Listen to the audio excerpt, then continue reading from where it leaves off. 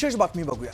पहलगाम हल्ल्यानंतर केंद्र सरकारने पाकिस्तानी नागरिकांना भारत सोडण्याचे आदेश दिलेले आहेत। पण महाराष्ट्रात नेमके किती पाकिस्तानी आहेत, त्यातले किती सापडलेत आणि किती लपून बसलेत याबाबत मुख्यमंत्री आणि उपमुख्यमंत्र्यांच्या विधानामध्ये तफावत आढळते। त्यामुळे पाकिस्तानी नागरिकांवरून सरकारमध्येच एक वाक्यता नाहीये का अशी चर्चा आता सुरू झाली आहे। बघूया।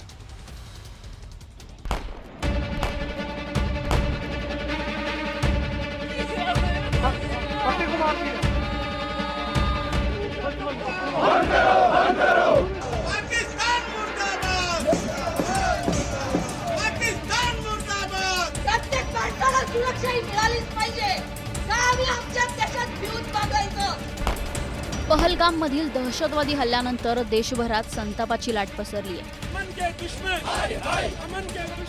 27 निशस्त्र पर्यटकांना गोळ्या घालून ठार करणाऱ्या दहशतवाद्यांना आणि त्यांना पोचणाऱ्या पाकिस्तानला धडा शिकवण्याची मागणी केली जाते।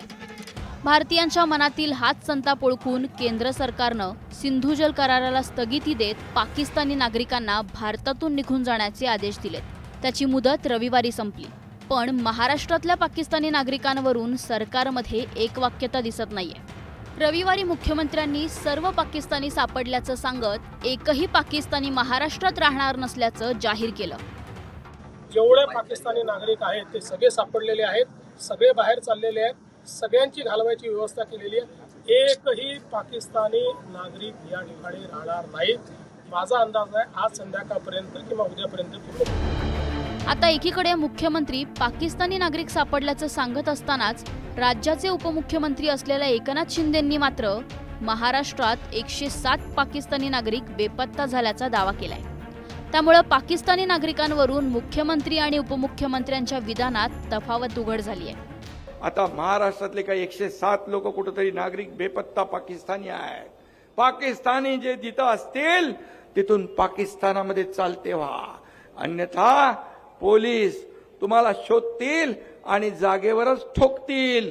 अशा प्रकारचं या ठिकाणी लोकांच्या मनामध्ये चीड निर्माण झाली आहे। सरकारमधील 2 महत्त्वाच्या नेत्यांकडून पाकिस्तानच्या नागरिकांसंदर्भात वेगवेगळी माहिती दिली गेल्यानं संभ्रम निर्माण झालाय।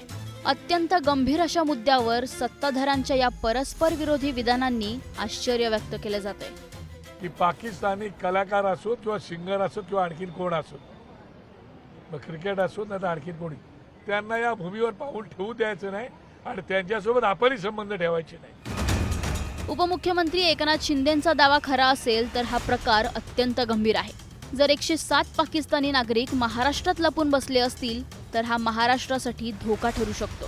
हा धोका ओळखून पोलीस आणि गृह खात्यानं यावर त्वरित कारवाई करण्याची गरज आहे, किंवा मग त्या 107 पाकिस्तान्यांचं पुढे काय झालं याबाबत तरी सरकारनं स्पष्टीकरण देण्याची गरज आहे।